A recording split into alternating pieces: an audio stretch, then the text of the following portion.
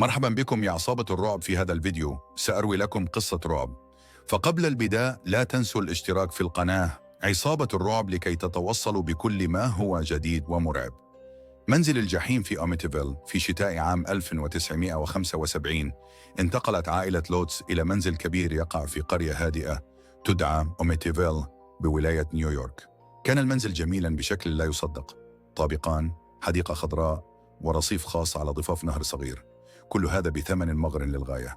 لكن ما لم يخبرهم به أحد في البداية أن هذا المنزل كان مسرحا لجريمة بشعة قبل عام واحد فقط. قبل انتقالهم قتل جميع أفراد عائلة ديفيو في هذا المنزل، 6 أشخاص، الأب، الأم، و4 أطفال. أطلق عليهم النار أثناء نومهم. القاتل كان الابن الأكبر رونالد ديفيو، الذي زعم لاحقا أنه سمع أصواتا أمرته بفعل ذلك.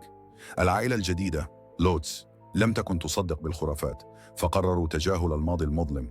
ولكن منذ الليلة الأولى بدأ الرعب. ليلة واحد، جورج لودز الأب استيقظ الساعة 3:15 فجرا دون سبب. كان يشعر ببرودة شديدة رغم تشغيل التدفئة. من النافذة لمح ظلا يتحرك في الحديقة الخلفية. عندما نزل للتحقق لم يجد شيئا سوى آثار أقدام صغيرة كأنها لطفل حافي القدمين تطفو على الثلج دون أن تغوص فيه. ليلة الرابعة بدأت الأبواب تغلق بعنف لوحدها، والنوافذ تفتح رغم إحكام إغلاقها. الابنة الصغيرة ميليسا أخبرت والديها أن صديقة جديدة تزورها في الليل اسمها جودي. قالت إنها تظهر لها في صورة خنزير بعينين حمراوين وتلعب معها. ليلة السادسة، جورج أصبح مهووسا بتقطيع الحطب، وكان ينعزل في القبو لساعات يتحدث مع نفسه. زوجته بدأت ترى كدمات على جسدها تظهر فجأة، وفي إحدى الليالي استيقظت لتجد زوجها واقفا عند سريرها ممسكا بفأس يقول لها: لا تقلقي، كنت أحلم فقط.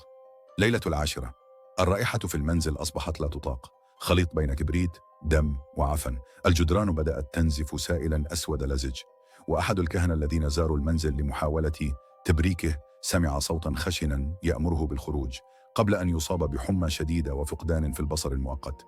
ليلة 13 بدأت الأصوات تسمع بوضوح، صراخ، بكاء، صوت خطوات في العليا.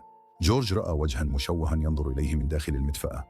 ابنه الأصغر وجد تحت سريره ورقة كتب عليها بدم جملة واحدة: عودوا إلى الجحيم. ليلة 28 كانت الليلة الأخيرة. العائلة استيقظت في فزع كامل.